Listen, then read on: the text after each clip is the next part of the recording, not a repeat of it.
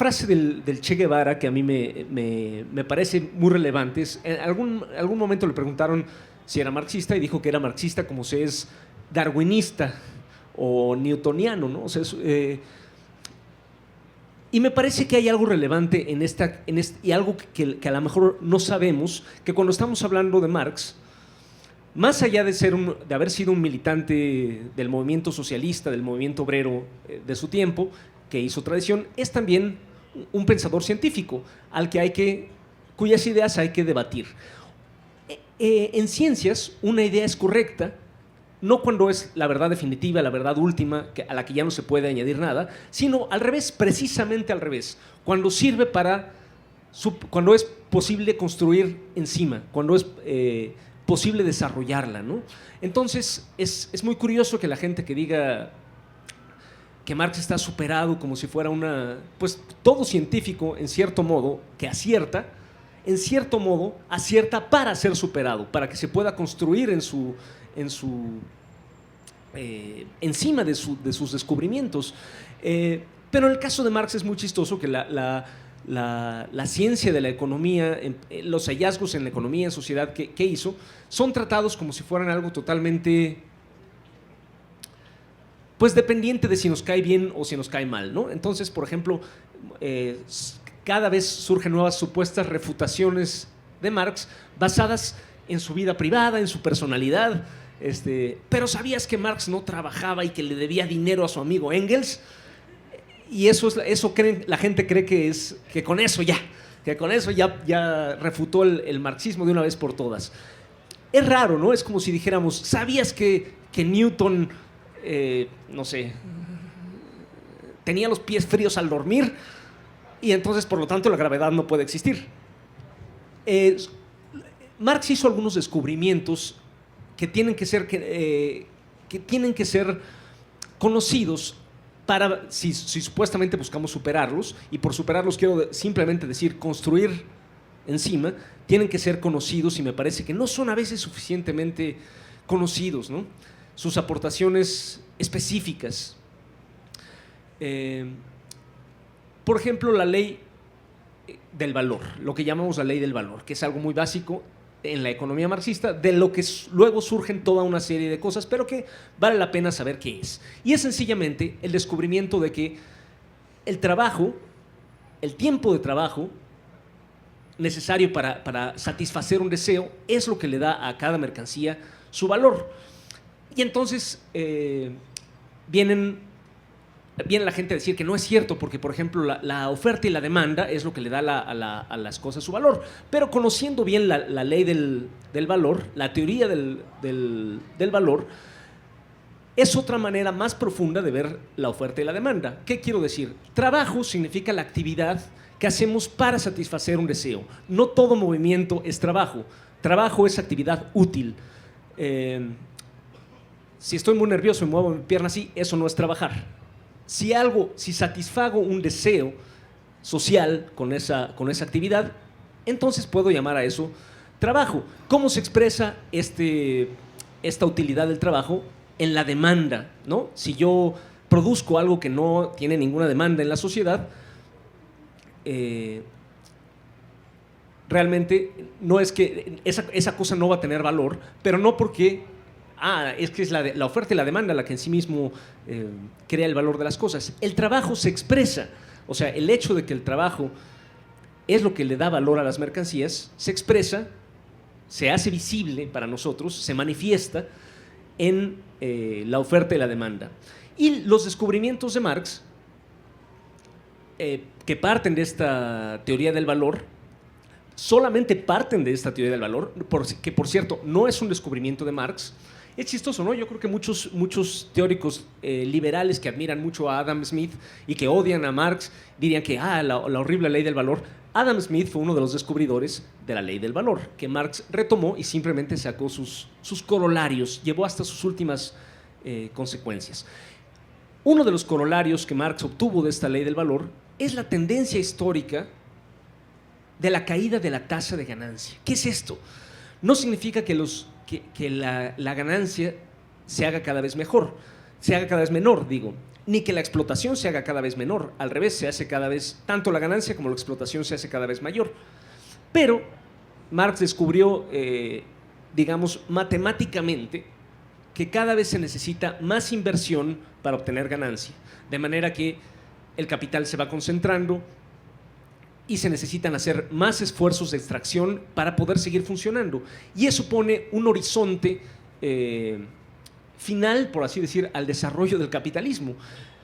Y eso que Marx todavía no había visto, la catástrofe ecológica que significa la producción irracional bajo el capitalismo, ¿no? Estas cosas le van sumando urgencia, por así decir, al programa socialista, que se reduce a esta idea. Poner la gran riqueza que la humanidad trabajadora produce al servicio de la humanidad misma. Poner la conciencia humana, poner el trabajo al servicio de la conciencia humana, en vez de dejarla en manos de fuerzas ciegas que nos están llevando a la extinción, sencillamente, ¿no? Esto no es un juicio de valor, no es una opinión que a Marx le caían muy gordos los capitalistas y por eso descubrió la caída la tendencia decreciente de la tasa de ganancia. Es un descubrimiento científico que puede ser discutido, puede ser refutado, pero no simplemente podemos decir, pues a mí me caen bien y por lo tanto no es verdad. Eso es una cuestión objetiva. Del mismo modo, si ustedes han leído no necesariamente El Capital, pero el Manifiesto Comunista, verán que todas las primeras páginas es un homenaje al capitalismo, a los poderes transformadores del capitalismo. Marx dice, este sistema ha cambiado el mundo como nada lo había cambiado antes. De ahí viene la famosa frase tan hermosa de todos los sólidos se desvanecen en el aire. Se refería al capitalismo, que está revolucionando, que está haciendo que todos los valores tradicionales se disuelvan, que está poniendo en cuestión todo. Ahí habla, por ejemplo, de la cuestión de la mujer, cómo la industrialización del mundo está integrando a las mujeres al trabajo y con eso está minando la familia tradicional. Y eso no es un juicio de valor, es un hecho. Y sí, bueno, esto simplemente es ya volveremos a hablar, pero simplemente quería poner estos parámetros antes de discutir, antes de hablar del artículo que acaba de aparecer en una nueva traducción sobre el sistema monetario. No voy a hablar directamente sobre la idea del sistema monetario en Marx. Es una de las hallazgos para mí más luminosos del Capital, cómo pasa del valor al dinero y cómo describe un sistema monetario, pero pues le dejo por ahora la palabra a Elvira Concheiro, a quien agradezco enormemente que nos acompañe esta noche. Muchísimas gracias.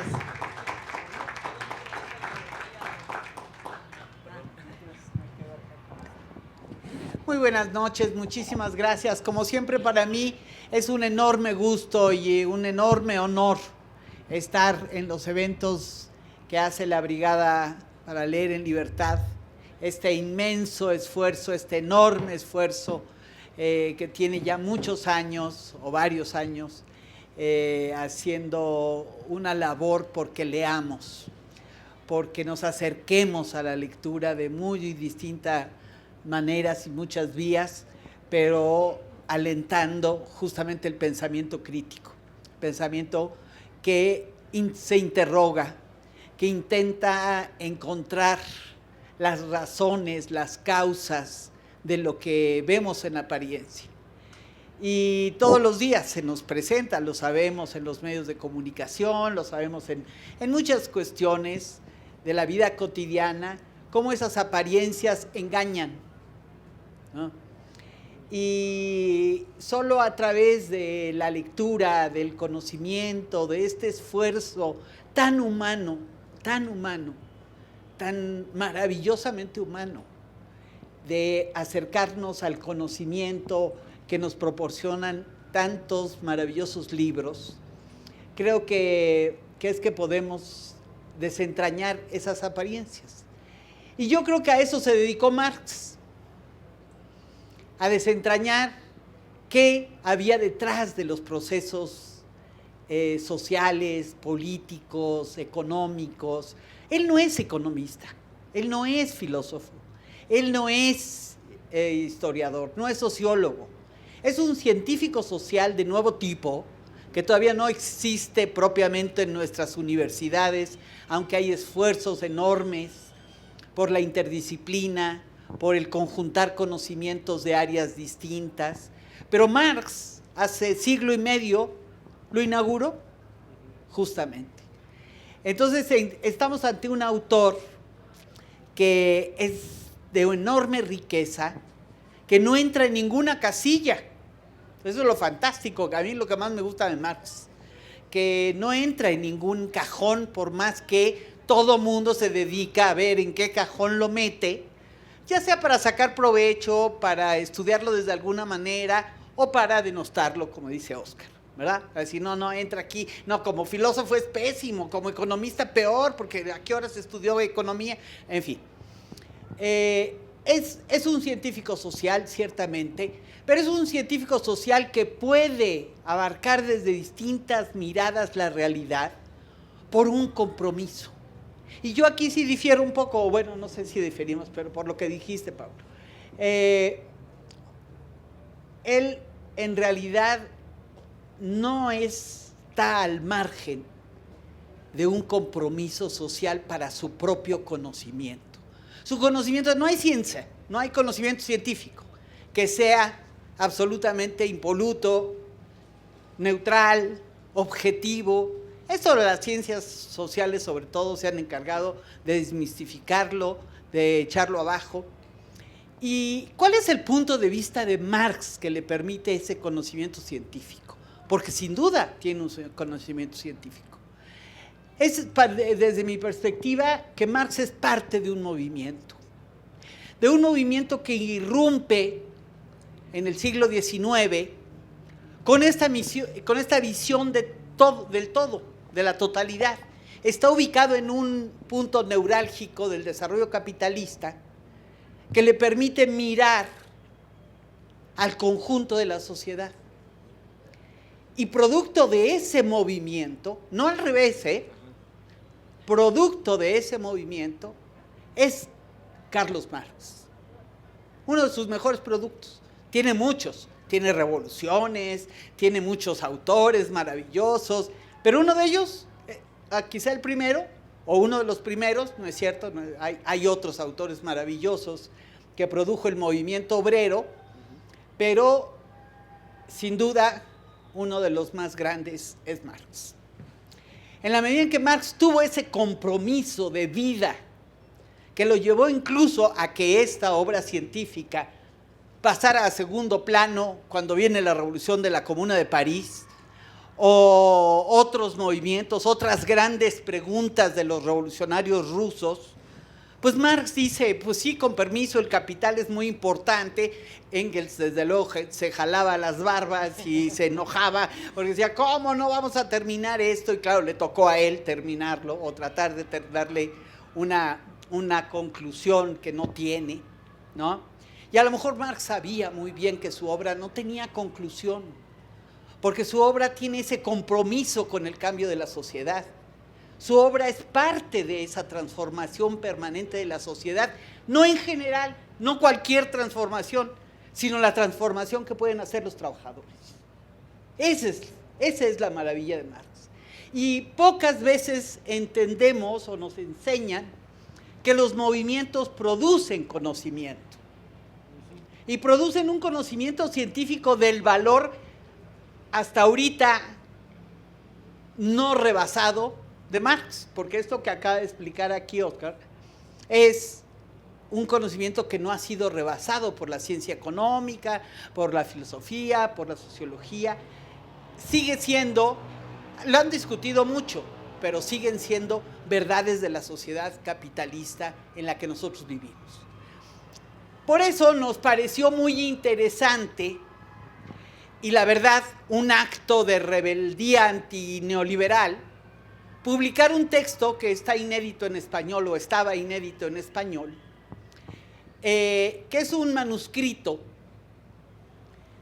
que es en realidad parte del laboratorio de Marx. No está ahí acabado, no están ahí sus grandes ideas, sus grandes conclusiones de su trabajo científico, pero sí está cómo trabajaba Marx para producir ese conocimiento científico sobre un tema tan mistificado, digamos, que tanta apariencia produce, como es el dinero. ¿Qué es el dinero? ¿De dónde viene el dinero? ¿Por qué juega el papel que juega en la sociedad capitalista? Bueno, esto fue un inmenso trabajo de investigación que hizo Marx. Se leyó a cuanto autor tuvo a su mano para saber y esclarecerse qué idea había en el conocimiento humano sobre lo que era el dinero, para producir su propio conocimiento. ¿Desde dónde? Desde la lucha de los trabajadores. Desde ahí está mirando Marx. No deja nunca de mirar desde ahí. Y eso le permite, ¿qué le permite? Pues no tener amarras, no tener prejuicios, porque cuando estamos mirando desde una clase que estaba luchando por el poder y ya lo obtenía a través de la transacción con la monarquía, como es el caso de la burguesía, pues los economistas clásicos pues conocen hasta ese punto. Y como dice Marx, para esos economistas todo era cambiar en la sociedad antigua, en la monarquía, pero cuando llegó la burguesía ya nada, ya todo llegó para quedarse. El fin de la historia. El fin de la historia, ¿no? Ya llegamos nosotros y esto, ¿saben qué? Es para siempre. Bueno, Marx llega a decir, pues no, todo es histórico y esto también tendrá su final. Es una mirada que le permite ese movimiento de transformación. Eso es muy importante entenderlo, porque incluso esto que de alguna manera podría ser un poco árido, y hay que reconocerlo, este manuscrito que nos atrevimos a traducir, es un poco árido, pero si lo entendemos como parte de ese proceso en donde Marx está asimilando el conocimiento de su época para trascenderlo, sin prejuicios, sin límites, sin amarras, sin intereses que conservar, porque como él mismo dice, pues los trabajadores no tienen nada que conservar, nada que perder, dice, más que sus cadenas. Entonces, el conocimiento de Marx es esencialmente libre y nos enseña a un pensamiento libre. Eso es lo que a mí me gusta más de Marx, sinceramente, porque habrá conocimientos que son pues complejos, difíciles, hay cosas matemáticas, hay cosas sí que Marx estudió, otros que fueron más del momento, más para explicarse un momento político, un momento, o los grandes debates que se metió, tremendos y algunos muy aburridos, con sus contemporáneos, los filósofos alemanes. En fin, la obra de Marx es inmensa, como inmensa es la tarea de los trabajadores. Eso es lo que yo diría. Es inmensa. Y eso es lo que tenemos enfrente, a un autor que nos da esa dimensión del cambio, esa dimensión abierta, esa dimensión compleja, difícil, pero también absolutamente necesaria. Muchas gracias. Bueno, mientras llega David, seguimos conversando sobre esto. Es un gran punto que hace Elvira, incluso se puede trazar biográficamente, ¿no? Marx era un chavo que estudió historia de la filosofía, que hizo su tesis doctoral sobre las diferencias en la filosofía natural de Demócrito y Epicuro, o sea, un tema que nada que ver con el socialismo, nada que ver con la gente y sus luchas, y que dirigía un periódico democrático en la Alemania de antes de la primera mitad del siglo XIX, ¿no? Una Alemania totalmente sometida a diversos reyesuelos, grandes o pequeños, pero sin ninguna cosa democrática, y Marx simplemente era un demócrata. Es cuando se ve obligado a salir de Alemania, va a París, y en París conoce, ¿qué cosa? El movimiento obrero, y aprende más de lo que enseña. Enseña, claro, pero también aprende muchísimo, y solo el movimiento obrero hace de Marx un marxista. En ese sentido, el marxismo es un producto del movimiento obrero. No es que Marx eligió a los obreros de entre todas las posibles grupos como su sujeto de estudio. Es el movimiento obrero el que crea este socialismo de nuevo tipo. Querría nada más añadir, y como una idea, como casi una provocación, que a veces nos parece arrogante decir que un socialista se proclame científico, que un socialista diga, mis ideas son científicas. A mí me parece que es una declaración de modestia. Si entendemos la palabra ciencia correctamente y contrastamos las ideas de Marx con las de los socialistas de su época, sus predecesores, que trazaban el camino del futuro de una vez y para siempre, Fourier, gente inteligentísima, a la que no hay que despreciar en ningún sentido, Saint-Simon, mira, ya llega David Pérez, pero que trazaban sus ideas, proyectaban hacia el futuro cómo debía ser la sociedad ideal. Marx nunca hizo eso porque sabía que era un científico y que estaba construyendo algo que se iría desarrollando con el tiempo, ¿no? Y en efecto, yo creo que Marx no ha sido superado, pero sí ha sido cimiento de construcciones posteriores, cosa que solo las ideas muy grandes pueden ser. Las ideas de Darwin no han sido superadas, pero también han servido para construir nuevo conocimiento. Las ideas de Newton, no se diga, ¿no? Las ideas de Einstein, cualquier científico que sea así, lo cual no es decir que es algo que un científico hace desde la soledad de su estudio, aislado del mundanal ruido, sino, en el caso de Marx, fundó el pensamiento de una clase, que es la clase obrera, que se ha ido enriqueciendo desde tiempos de Marx, adquiriendo nueva experiencia. La Comuna de París, por ejemplo, fue una experiencia totalmente transformadora en las ideas de Marx. O sea, una vez más, ya Marx era maduro, ya había escrito el primer tomo del Capital para cuando ocurre la revolución de la Comuna de París, y sin embargo Marx aprende de lo que los obreros parisinos hicieron, modifica su propia visión y dice, esto es de lo que yo estaba hablando. Marx en algún momento dijo, yo no inventé la lucha de clases. Los historiadores franceses ya hablaban de la lucha de clases. Yo no inventé la teoría del valor. Los economistas ingleses ya hablaban de la teoría del valor-trabajo. Lo único que yo hice, ahora sí que modestamente, fue sintetizar todas estas ideas y mostrar que conducen, bueno, él diría, quizá en el manifiesto él diría inevitablemente, pero en otros textos uno puede descubrir que tenía una idea mucho más abierta, usando una frase de Engels que después retomaría Rosa Luxemburgo, que conducen inevitablemente a la caída, al desplome civilizatorio o al socialismo. Y el socialismo solo puede darse, un primer paso hacia el socialismo solo puede ser la dictadura de los trabajadores y las trabajadoras, la dictadura del proletariado. Le dejo el micrófono a David. Bienvenido, gracias por estar aquí.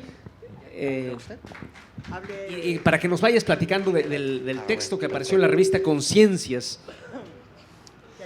Bien, bueno, buenas noches, disculpen por la demora, pero estas cosas que pasan en la ciudad en épocas decembrinas.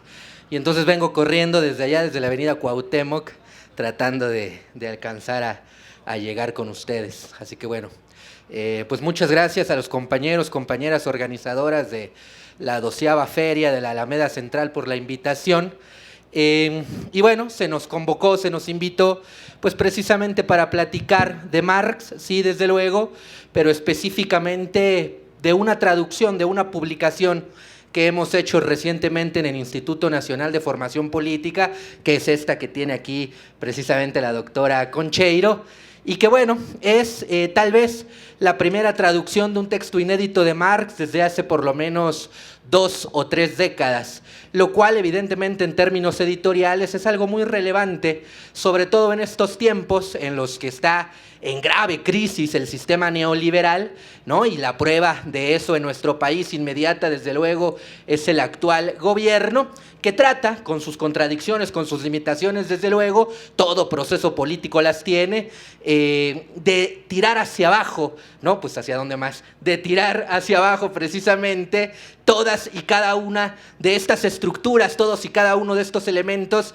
que el neoliberalismo impulsó en México durante los últimos 36 años, pero que en realidad se impuso en todo el globo desde la década de los 70, en Inglaterra, en Chile, en Francia, en España, en absolutamente todos los puntos de este globo. Y la guerra, esta guerra ruso-ucraniana que empezó empezó el 24 de febrero pasado, pues también de alguna manera hace parte de este proceso de desfragmentación del sistema capitalista en su versión neoliberal, pues que abre todo un horizonte de posibilidades. Y en ese horizonte de posibilidades, pues nosotros y nosotras creímos desde el Instituto Nacional de Formación Política de Morena que era importante recuperar a Marx, que era importante volver, ¿no?, a invitar a la gente a estudiar sus trabajos, ¿no?, a analizar cada una de sus hipótesis para de alguna forma también repensar las posibilidades que hay de construir una realidad, ¿no?, de construir un orden genuinamente diferente al que ha existido pues hasta ahora, ¿no? Y al que estaba vigente, como digo, pues por lo menos sin cuestionamientos, por lo menos hasta el 1 de julio de 2018. Y entonces nosotros asumimos esta tarea y entonces quisimos llevarle a la militancia, quisimos llevarle a la ciudadanía en general, ¿no?, esta invitación a través de una traducción de un texto inédito, ¿no? Seguramente ya la doctora Elvira, el propio Óscar les podrán haber anunciado algunos de estos elementos, algunos de estos datos que nos ayudan a contextualizar esta obra, pero bueno, vamos a repetirlos. Se trata de una obra que se titula, el propio Marx la titula de esa manera, El sistema monetario perfecto, ¿no? En esta actitud irónica que siempre caracterizó a Marx, ¿no?, de crítico comprometido, de crítico profundo, pero también de crítico duro, que trataba con mucha dureza a sus adversarios políticos e intelectuales. Ahora venía recordando precisamente, pues porque mientras corría me di el tiempo de pensar, ¿no?, y venía pensando en este textito que Marx escribe en estos mismos años, 1850, 1851, que se tradujo en México por parte de una compañera poeta de la que tristemente no recordé el nombre mientras venía hacia acá, pero que se tradujo en la década de los 80 y que se llamaba Los héroes del destierro, ¿no? Y bien curioso porque no es propiamente un nombre, un título literal, sino que Marx precisamente se está burlando con ironía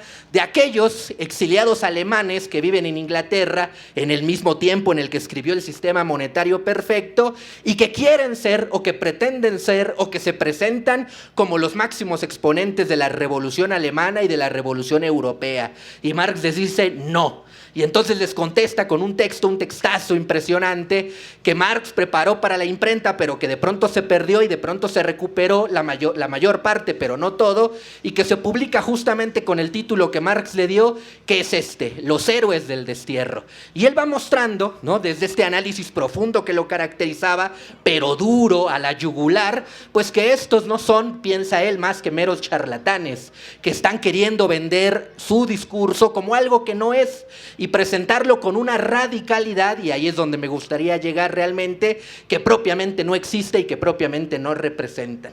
Porque a veces a Marx se le ha tomado precisamente como este crítico de la ultrarradicalidad de izquierda. Y desde luego que lo era, porque sus teorías tenían esas implicaciones. Su análisis crítico de la economía política, de la economía capitalista, tenía esas pretensiones. Pero al mismo tiempo Marx era un tipo sereno, sensato, inteligente, que sabía que aquello que él denominaba, a veces sí, no muy pocas veces en realidad, como comunismo, pues no era algo que se podía conseguir únicamente por decreto, sino que era algo que se construía políticamente a lo largo de un proceso complejo, de un proceso contradictorio, que tenía tensiones, que no avanzaba linealmente desde el punto A al punto Z, sino que iba en constantes regresiones. Y entonces distinguía entre la reforma y entre la situación revolucionaria, y la situación revolucionaria y la revolución propiamente tal, e iba distinguiendo también, cómo es que los diversos actores políticos que participaban en los procesos de transformación también mutaban, sus identidades también cambiaban, y en este proceso de mutación el proceso mismo también se iba modificando paulatinamente. En este sentido, pues Marx, tanto al nivel de la economía, en el caso del sistema monetario perfecto, muchos de estos temas, ¿no?, que nos enumeraba Óscar, ahora que pude, o lo poco que pude escucharlo, son precisamente tratados acá. La idea de la lucha de clases, este autor autor inglés, ¿no? Este historiador inglés o este grupo de historiadores ingleses que en realidad acuñaron la idea de la lucha de clases ahí a finales del siglo XVIII, principios del siglo XIX, Marx los está comentando aquí precisamente en este sistema monetario perfecto, ¿no? Varios de estos autores están siendo discutidos en este espacio, en este contexto precisamente en el que por un lado Marx comienza a profundizar en su análisis de la economía y al mismo tiempo Marx está analizando las preocupaciones políticas que están surgiendo en este momento de transformación, en esta situación revolucionaria, que no era propiamente una revolución para Marx, pero en esta situación revolucionaria que se produce después de las llamadas revoluciones de 1848. Entonces no podemos desligar esta preocupación, ¿no? En realidad van emparejadas, en realidad son consustanciales, ¿no? Están permanentemente articuladas. Esta preocupación por conocer las estructuras de este orden económico que Marx juzga como injusto, el capitalismo, y cómo es que él trata de desentrañar su secreto, cómo es que él trata de descubrir y de descifrar cada uno de sus elementos para desmontarlo, y al mismo tiempo que se preocupa por esto, se preocupa también por comprender las condiciones políticas que más allá de la comprensión económica, que más allá de la comprensión teórica, también tendríamos que tener para poder desmontar efectivamente este orden económico. Porque el orden económico, si bien tiene estructuras que pueden estar más allá de un gobierno, lo cierto es que son sustentadas o defendidas por un gobierno en específico, por una clase política en particular, de modo que también hay que conocer cómo es que se conduce esta clase política, cómo es que se mueve y se muta permanentemente este espacio de lo político. Y eso es lo que está haciendo Marx, ¿no? Y es importante, creo, porque es parte de los aprendizajes que nosotros y nosotras en este momento tan particular que está viviendo el mundo, pues tenemos que asumir con el mismo compromiso, tal vez sin la misma ironía que Marx, ¿no? Porque de pronto es muy entretenida, ¿no? Ver cómo Marx le da con todo a los anarquistas y le da con todo a los socialistas utópicos, pero uno se pone en el lugar de los anarquistas y bueno, seguramente sentiríamos feo, ¿no? De que alguien nos tratara con la dureza que Marx trataba a sus adversarios, ¿no? Me acuerdo ahora que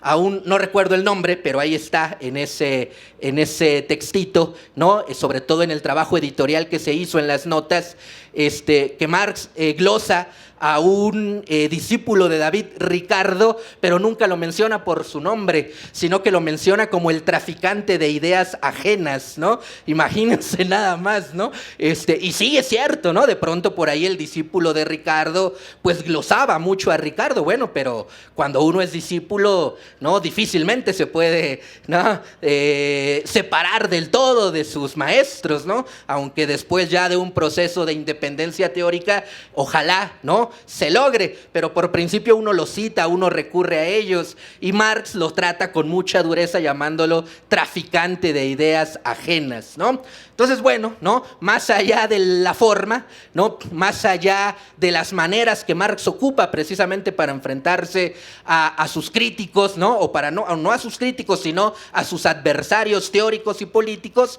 me parece que tenemos que aprender de esta preocupación marxista, de esta preocupación tan característica de Marx, de no solamente comprender la realidad, ¿no? Y estas estructuras que me parece, no sé si ustedes coincidan, pues que son claramente injustas, que promueven la desigualdad, que promueven la injusticia, que promueven, ¿no? La acumulación en las manos de unos pocos y el despojo en perjuicio de las mayorías, pero que también tienen que estar acompañadas no solamente de la actitud crítica, no solamente de este desciframiento analítico, de este análisis, de esta profundidad teórica, sino también de esta comprensión política que nos ayude a descifrar cómo es que ese sistema, que ese orden que se juzga injusto, lo podemos desmontar efectivamente, más allá del discurso, más allá del mero análisis teórico, sino también desde el nivel práctico concreto, diríamos de alguna manera, ¿no? Desde el nivel de estas relaciones políticas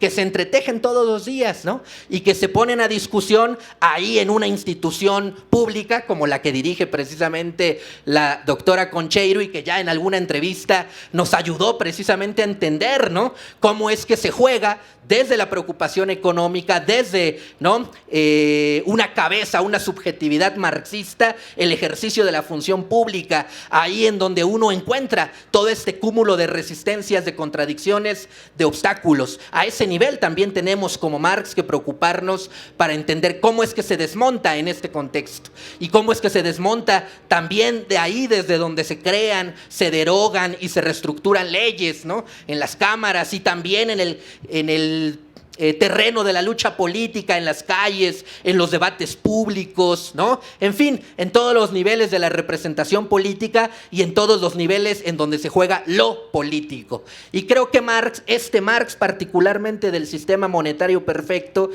Marx de 1851, creo que nos da muchas enseñanzas en ese sentido, porque es una época, ¿no?, de mucha profundidad del análisis, de mucha creatividad teórica, en donde Marx se desdobla a estos dos niveles. No hay que olvidar que en 1848, febrero de 1848, es justo cuando Marx publica junto con Engels el Manifiesto del Partido Comunista, ¿no? Este texto que se ha conocido mucho, que más o menos hoy se sabe por algunos testimonios que Marx no estaba muy contento con el hecho mismo de publicarlo, ¿no?, que más bien era Engels el que decía, bueno, nos comprometimos, hay que publicarlo, hay que escribir algo y hay que entregárselo a la Liga de los Justos, ¿no? Después la Liga de los Comunistas, y lo publican, ¿no? Pero es parte de esta preocupación política, es parte de esta actividad militante en donde también se va a situar su análisis de la economía, que se repotencia en este texto de 1851, el sistema monetario perfecto,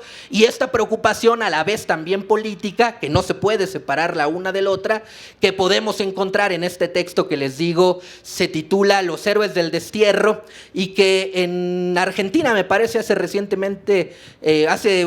algunos años, unos 4 o 5 años, publicaron con otro título en la editorial Las 40, si no mal recuerdo, pero ahora no, Los grandes hombres del exilio, así me llegó, ¿no? Los grandes hombres del exilio se llama la nueva traducción que hicieron allá en Argentina. Y también pensaba, ahora que venía para acá, ¿no?, en estos textitos que va a publicar, va a juntar, va a seleccionar, va a ordenar la hija de Marx, Eleanor Marx, y que también suceden o se escriben en esta época complicada entre 1850-51 y que se publicó en la década de los 70 en la colección 70 bajo el nombre Revolución y Contrarrevolución, ¿no? Y que ya el nombre es bien importante porque nos está mostrando justo, ¿no?, este antagonismo político que se sucede, que ocurre en los grandes momentos de transformación, entre los que tratan de empujar las transformaciones sociales y cómo lo hacen, con qué virtudes, pero también con qué deficiencias, y los que se resisten a ella, los contrarrevolucionarios, ¿no? Ahora ya son términos que no se usan con frecuencia, pero que designan exactamente lo mismo, ¿no? Los que ahora tratamos de empujar cada uno desde nuestras trincheras la transformación de este país, y los que se resisten a ellos, ¿no?, desde las cámaras de diputados o de senadores, desde los gobiernos locales o desde el debate público nuevamente, o desde los medios, en efecto, desde los medios, ¿no? Qué elemento tan importante. Se dan estas mismas disputas. Entonces, leer al Marx de este momento, tal vez no es propio, pues, pero diría de este momento de quiebre, de este momento creativo, vamos a decirlo ahí, en donde empiezan a explotar toda esta serie de análisis y toda esta serie de hipótesis en la economía, sí, pero también en otros ámbitos del análisis de lo que hoy podríamos llamar la ciencia política, la sociología, que en el tiempo de Marx, bueno, no se llamaban así propiamente, o no con la frecuencia o con la designación específica con que la hacemos ahora, pero que, bueno, es también parte de los análisis que hace Marx. Y entonces, en este momento, vuelvo a insistir, en este texto, Revolución y Contrarrevolución, Marx está analizando estos elementos, que también pienso, pues nosotros tendríamos que volver a revisar, que volver a estudiar. Es parte del compromiso del Instituto Nacional de Formación Política hacer una recuperación de todo este material con la finalidad de tener luz, ¿no? De tener luz, sí, sobre cada una de los detalles, de los elementos que caracterizan al sistema económico capitalista y que aún siguen siendo vigentes, ¿no? Por ejemplo, Marx en este texto, El sistema monetario perfecto, nos habla, bueno, precisamente con ironía, de la cuestión del dinero, ¿no? De la cuestión del papel moneda. Y cómo es, ya se empieza a dar cuenta él desde ese momento, cómo es que hay quienes defienden, como los anarquistas, por ejemplo, que pensaban que si dejábamos de usar el dinero de las sociedades modernas de entonces, y lo sustituíamos por una especie de sistema de vales, por ahí se resolvía todo el problema de la desigualdad y la injusticia. Y Marx les dice, pues no, por ahí no va la cosa, porque el dinero, este dinero que producen los bancos ya en ese momento, y tus vales cumplen exactamente la misma función, ¿no? Y es ahora un poco lo que pasa, ¿no? También digo, hay que hacer matices, desde luego, pero es también lo que pasa ahora con las dichosas criptomonedas, que para fortuna, ¿no?, de muchos, en los últimos meses, pues han mostrado justamente su debilidad, ¿no? Más allá de quienes pensaron en los años recientes que eran la solución para todos los males actuales, en realidad lo que se ha mostrado, ¿no?, pues con el desplome del valor de estas monedas, que realmente no estaban sustentadas en absolutamente nada, en trabajo, en oro, en absolutamente nada, pues ahora se han precisamente visto ahí en complicaciones. Yo bromeaba, ¿no?, un día en Puebla y decía, bueno, si el pobre Bukele, ¿no?, del Salvador, que se puso a invertir el dinero de los salvadoreños en criptomonedas, pensando que ahí estaba la solución de los males del país, hubiera leído el sistema monetario perfecto, bueno, pues seguramente El Salvador no estaría en los problemas económicos que está ahora por las decisiones de su presidente, ¿no? Pero bueno, llegamos tarde, hay que pedirle perdón al pueblo de Salvador por traducir tarde el sistema monetario perfecto. Pero bueno, son parte, ¿no?, de estos contenidos, de estas ideas que están vertidas en estos textos que Marx nos ofrece para nuestro tiempo y que yo creo que hay que atender, ¿no? Porque son elementos, son discusiones que están ahí, ¿no?, que están ahí, que se dan todos los días, exigencias políticas que se nos imponen todos los días, pero que de pronto, ¿no?, las vemos, pero no las analizamos del todo, ¿no? Las vemos, pero no las percibimos en su real profundidad. Y si por algo Marx se destacó, precisamente fue por eso, ¿no? Por ver esos pequeños quiebres, esas pequeñas articulaciones que David Ricardo, que Adam Smith, que tantos otros veían, pero que no percibían del todo, no percibían en su profundidad. Y Marx hizo esas conexiones. Y creo que nuestra obligación política, ¿no?, nuestra obligación como hombres y mujeres que quieren una sociedad diferente, llámenle como ustedes le quieran llamar, asuman el concepto de la cuarta transformación o no, es lo de menos, me parece. Lo importante es que seamos hombres y mujeres, compañeros y compañeras, que queremos construir un mundo diferente. Y en esa lógica, en esa preocupación, Marx sigue siendo fundamental. Y comprendiendo esto, publicamos El sistema monetario perfecto. Ahora, bueno, llevan ahí como 2 meses diciéndome lo mismo, pero hoy me volvieron a decir que a más tardar el viernes vamos a tener impresa los ejemplares del suplemento de este textito, y todos estos, que aquí los traigo cargando, que son los diversos números que hemos publicado en la revista de Morena, en la revista del Instituto Nacional de Formación Política, pues justo con la idea de hacer una distribución nacional, ¿no?, entre todos y todas aquellas que estén interesadas en analizar no solamente a Marx, sino analizar todos y cada uno de los temas que con preocupación política y que con compromiso militante, compromiso transformador, pues tratamos de brindarles a ustedes desde la revista Conciencias. Aquí, ¿no?, en este número 0, pues hay un artículo precisamente de la doctora Elvira Concheiro acerca de la importancia de la formación política.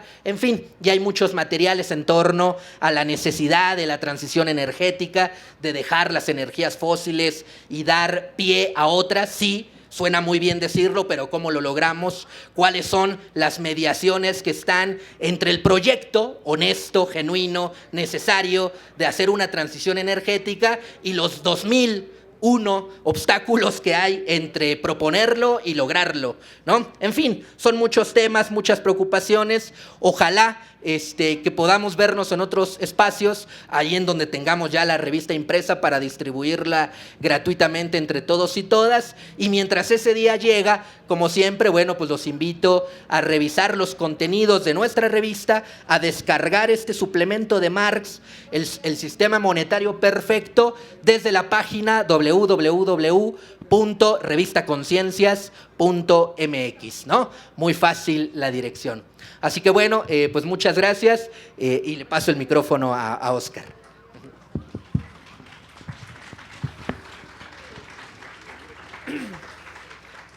En la época que Marx escribió este cuaderno, 1851, había llegado exiliado a Inglaterra después de una derrota. La derrota de las revoluciones llamadas del 48, en el caso de Alemania, y fue una época de profunda autocrítica, de renovación, que ha sido para mí un tema de esta charla, de evolución de su conciencia. Cambió de opinión en esa época, en un tema clave.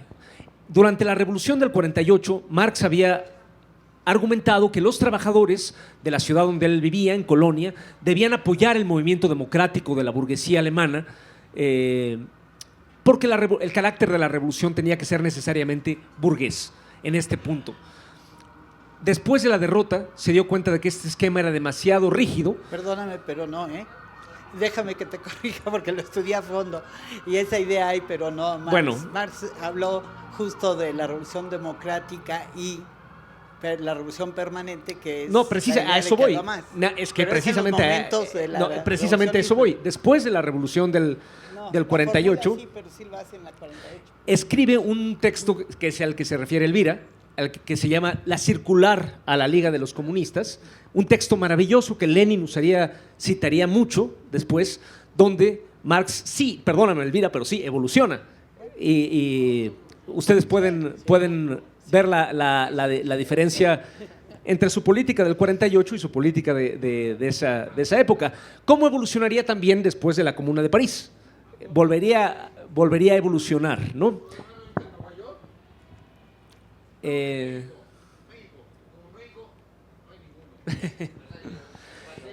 Y Marx lo que sí es que ciertamente pide una política propia de los trabajadores y las trabajadoras.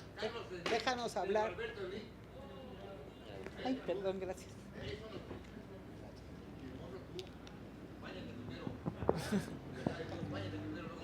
A ver, ¿nos permite? Nosotros, gracias. Muchas Les gracias. decía, Marx desarrolla la idea de que los trabajadores y las trabajadoras deben tener una política propia que tenga algunas diferencias fundamentales con la política, incluso de la burguesía más democrática.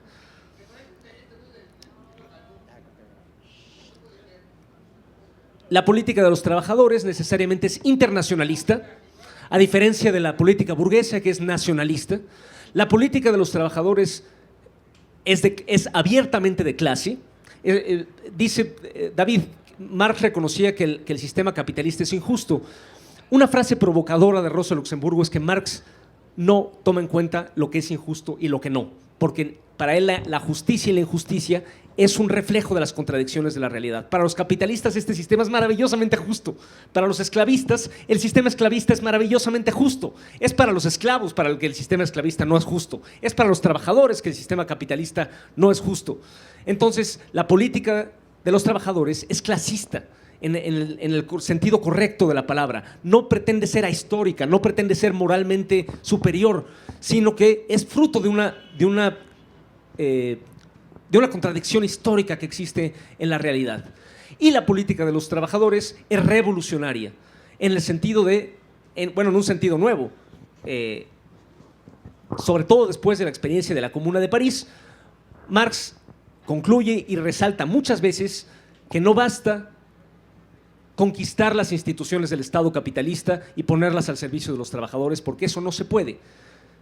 El Estado capitalista, y en eso a lo mejor muchos ven anarquismo, pero realmente no lo hay, tienen que ser destruidas y reemplazadas por un Estado distinto, un Estado de los trabajadores y las trabajadoras. Nada más le voy a dar la palabra finalmente a Elvira para que concluya esta mesa, pero yo quería no somos, a pesar de este rollo sobre la ciencia y la objetividad, digamos, no somos estrellas que vemos los sufrimientos humanos desde el cielo sin participar en ellos. Nos duele, ¿no? Por eso estamos, en última instancia, por eso estamos aquí. Las contradicciones de la sociedad sí se reflejan en forma de encabronamiento, de indignación, de rebeldía. Claro que sí, desde luego que sí. Y tomen en cuenta, creo que los pasos que hemos dado, que hemos dado en los últimos años, son positivos, pero tomen en cuenta que la desigualdad social que llevó a muchas generaciones del siglo XX a levantarse contra este sistema capitalista en los años 50, en los años 60, en los años 70, etcétera, eran menores entonces de los que son ahora. A pesar de todo lo que hemos logrado, a pesar de toda la resistencia, a pesar de todos los pasos, los ricos son menos y más ricos y los pobres son más y más pobres hoy. Sentimos en el fondo del estómago una indignación ante eso, la falta de educación y de posibilidades que lleva al compañero a vivir en la calle y a no tener redes de apoyo social que lo obligan a vivir en la calle, siguen siendo tan reales como siempre. Hay niños en la calle, hay niños que todavía no tienen escuela ni comida garantizada. Eso a mí me llevó a rebelarme cuando era adolescente y me sigue llevando a rebelarme el día de hoy. Creo que es sí, científicamente creo que es una expresión de las contradicciones históricas, pero no por eso me encabrona menos. Creo que mi encabronamiento es parte de ese circunstancia histórica. ¿Es inevitable nuestra victoria? A veces Marx retóricamente caía en eso, ¿no? En el Manifiesto Comunista dice que la victoria de los trabajadores es inevitable. En otros textos queda claro que no era tan así, pero que su opinión no era exactamente esa. Pero lo que yo creo que es inevitable es que hagamos lo posible porque la humanidad tome en sus manos su propia producción y se salve. Está el camino abierto entre el socialismo y la barbarie. No es inevitable que triunfe el socialismo. Es más, yo creo que es lo menos probable. Pero es inevitable que luchemos y que hagamos todo lo posible porque esa sea la solución de la humanidad. Le dejo la palabra a Elvira. Muchas gracias. Muchas gracias, muchas gracias. Me disculpo por haberte interrumpido. Es una cosa interesante porque Marx es un autor tan prolífico, tan metido en procesos, tuvo una suerte enorme. Le tocaron un montón de revoluciones, es decir, ese ciclo de revoluciones del 48-50 y después la Comuna de París. Esto le dio una mirada de lo que es la sociedad en movimiento, que las revoluciones eso nos regalan, ¿no? Saber que la sociedad, esto que parece tan estable, nosotros ahorita estamos viviendo esos procesos todos los días, vemos en la prensa y en las mañaneras, en fin, ese movimiento de la sociedad que en realidad siempre ocurre, pero que hay momentos en que se acelera, se manifiestan todas esas contradicciones, en fin, de una gran riqueza. Y me ganó las ganas de decirle a Óscar que no estaba yo tan de acuerdo, porque creo que es parte de algo que ha cargado la historia de Marx. Ha tenido muchas lecturas y hay lecturas en el siglo XX, lecturas que fueron muy variadas, algunas de una riqueza extraordinaria. Ya citó aquí a Rosa Luxemburgo, a Lenin, a Gramsci.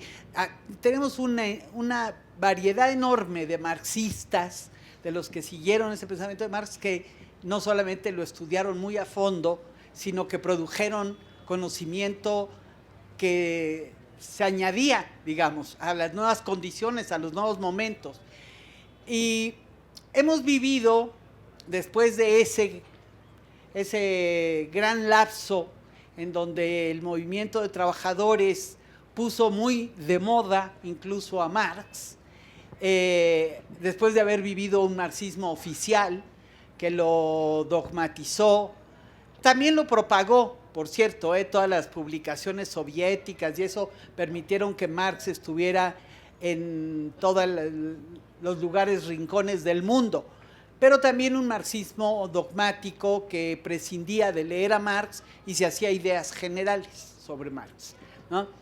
Esto es lo que ahora que regresa, porque después de ese gran momento, tuvimos el momento neoliberal. Yo por eso ahorita me atreví a decir que publicar este manuscrito fue un gran gesto antineoliberal, una provocación antineoliberal, porque estábamos viviendo un momento en que todavía, pero en los 90 fue tremendo, que el neoliberalismo descartó a Marx, declaró muerto a Marx, y había que barrer con Marx. En las universidades los libros de Marx se tiraban a la basura, aunque ustedes no lo crean, como en el mejor momento de la Inquisición, ¿no? Se perseguía a los libros de Marx. Desde luego se dejó de publicar, por eso hay tan pocas, o ya no ha habido, no había habido traducciones al español de materiales nuevos, porque simultáneamente hubo un proceso de recuperación de la obra de Marx, porque así son las cosas, ¿no? Como no ha habido